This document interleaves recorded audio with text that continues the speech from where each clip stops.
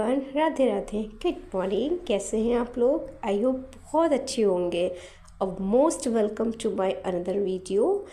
और friends, morning की शुरुआत हो गई है और मैं भी आ गई हूँ किचन में अपने काम करने के लिए, जो हमारी रोज़ की रूटीन होता है हम हाउस वाइफ का।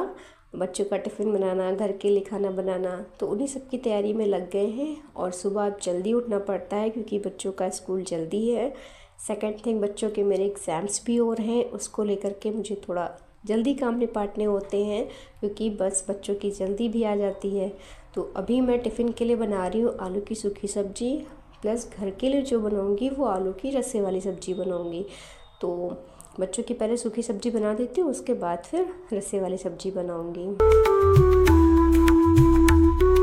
फ्रेंड्स, आज बात करती हूँ अपने टाइम को लेकर के कि हमारा जो टाइम है वो हम किसी और को क्यों दें। मतलब हमारे पास जो खुद के लिए समय है वो है ही नहीं। कभी बच्चों के लिए करना है, कभी हस्बैंड के लिए करना है, शादी नहीं हुई तो माँ बाप के लिए करना है, भाई बहन के लिए करना है, और रिश्तेदार रहे हैं उनके लिए करना है। हमारे लिए अपना टाइम कब होता है? कब हम खुद को समय देते हैं? दे ही नहीं पाते हैं। और जब कभी फ्री होते हैं तो मन करता है थोड़ी देर के लिए आराम कर लें, रेस्ट कर लें, कमर दर्द हो रही, सर दुख रहा है, थोड़ी देर आराम कर लें। इस चक्कर में हम अपने आप को समय दे ही नहीं पाते हैं। तो हमें अपने आप को समय देना चाहिए। अपना समय हम किसी और को क्यों दें? एटलीस्ट 24 घंटे में 1 घंटा तो खुद को दें, खुद को समझें, खुद से बातें करें और ये रियलाइज़ करें कि आज जो मैंने दिन बिताया उसमें मैंने खुद को कितना अचीव किया है, खुद के लिए क्या किया है मैंने, अपनी लाइफ में हम क्या कर रहे हैं। ये सब सोचने के लिए अपने आप को एटलीस्ट 15 मिनट 20 मिनट तो दीजिए। और ये समय अगर हम किसी से बात कर रहे हैं या फिर हम एक दूसरे की बुराई करने में लगा रहे हैं तो इट्स बैड थिंग। हम अपना समय बर्बाद कर रहे हैं।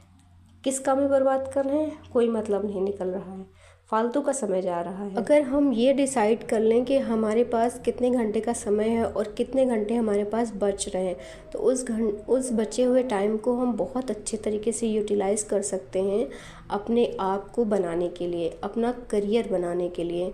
मेरा बस एक ही मोटिव है आप सबसे अपनी वीडियोस, अपनी जर्नी शेयर करने का, कि आप भी कुछ करें अपनी लाइफ में। जब तक आप खुद कुछ अर्न नहीं कर लेती, खुद कुछ कमाती नहीं हो, तब तक आपकी वैल्यू समाज में होती नहीं है। आप कर तो सब कुछ रहे हो, आपके हस्बैंड बहुत अच्छे हैं, सपोर्टिव हैं, सब कुछ कर रहे हैं, आपके लिए सारे खर्चे उठा रहे हैं, बट आप क्या कर रहे हो अपने हस्बैंड के लिए? ये सोचने वाली बात है। मेरे हस्बैंड तो बहुत सपोर्टिव हैं, चाहते हैं कि मैं कुछ करूं। मैंने भी कोशिश करी लेकिन कहीं सफलता हासिल नहीं हुई। इसलिए अब फाइनली एक लास्ट चांस लिया है मैंने तन मन से कि अगर होता है तो ठीक, नहीं होता है तो भी ठीक, फिर कहीं और कुछ ना कुछ करेंगे। बट मुझे कुछ ना कुछ करना है अपने आप को प्रूफ करने के लिए, अपने बच्चों के लिए, अपनी फैमिली के लिए, स्पेशली अपने हस्बैंड के लिए। क्योंकि जिस तरह से वो मेरा सपोर्ट करते हैं, मैं चाहती हूँ कि मैं भी उनका फाइनेंशियली वो सपोर्ट करूँ जो एज अ वाइफ या हाफ पार्टनर करते हैं। तो मैं भी अपने हस्बैंड की हाफ पार्टनर बनना चाहती हूँ। आप में से कितने लोग हैं जो ऑलरेडी वर्किंग हैं या फिर वर्क करना चाहते हैं? प्लीज़ मुझे कमेंट करके ज़रूर बताइए।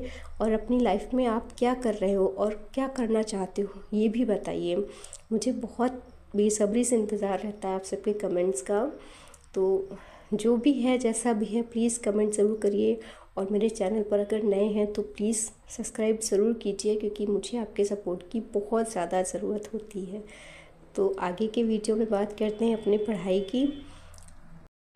आज मैंने अपनी स्टडी जो कंटिन्यू करी थी, कल जो मैंने क्लास कंप्लीट करी थी ज्योग्राफी की, क्लाइमेटोलॉजी की, उसी को अभी याद कर रही हूँ क्योंकि उसमें की पॉइंट्स हैं जो कि बहुत ही इम्पॉर्टेंट है और वो फैक्ट्स के रूप में लिखे हुए हैं। पूरा कॉन्सेप्ट सर ने समझाया है और बाकायदा डिक्टेट किया है।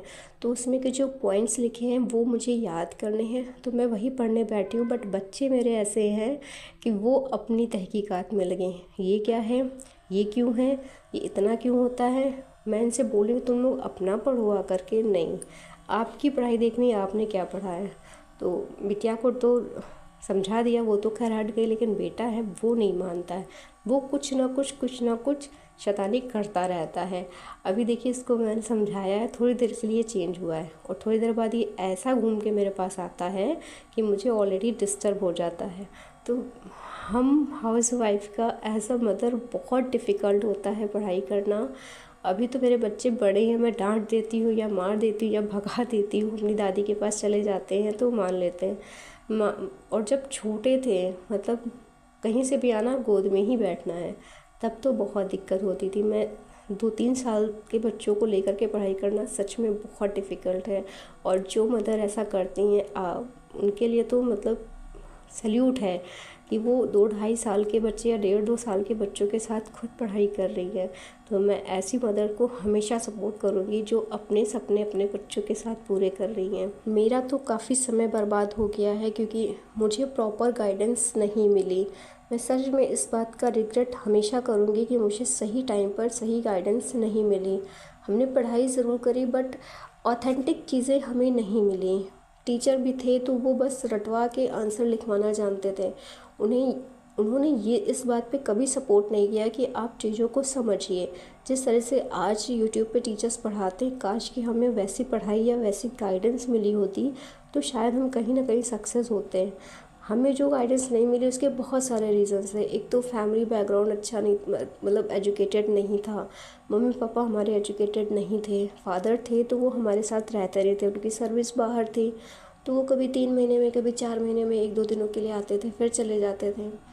तो बहुत सारी दिक्कतें थी जिसकी वजह से हमें प्रॉपर गाइडेंस नहीं मिली। इवन हम ग्रेजुएशन कर रहे थे तब हमें ये भी नहीं पता था कि कौन सा जो हम एग्ज़ाम दें उसमें किस चीज़ की रिक्वायरमेंट है। बीए तो हमने ऐसे ही कर लिया क्योंकि हमारे आसपास के लोग बीए करते थे कि इंटर के बाद क्या कर रहे हो, बीए कर रहे हैं, तो इसलिए हमने ग्रेजुएशन कंप्लीट कर लिया था।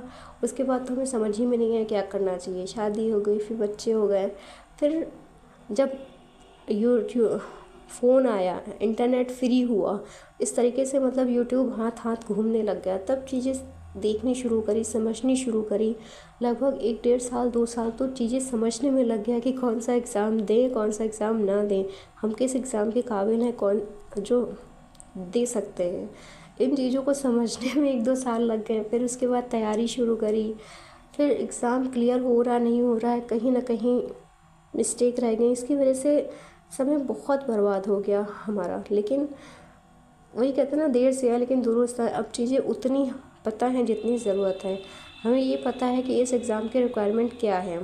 तो बेसिकली मैं तो आरओ की प्रिपरेशन कर रही हूँ, लेकिन मेरा टारगेट पीसीएस भी रहेगा।